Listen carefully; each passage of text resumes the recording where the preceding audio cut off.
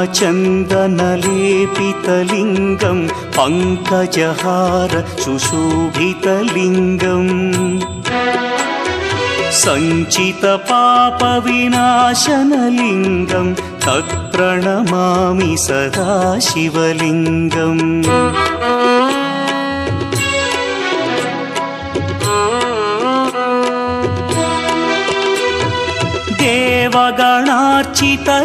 देवगणार्चितसेवितलिङ्गं भावैर्भक्तिभिरेव च लिङ्गं दिनकरकोटिप्रभाकरलिङ्गं तत्प्रणमामि सदा शिवलिङ्गम् अष्टदलोपरिवेष्टितलिङ्गं सर्वसमुद्भवकारणलिङ्गम्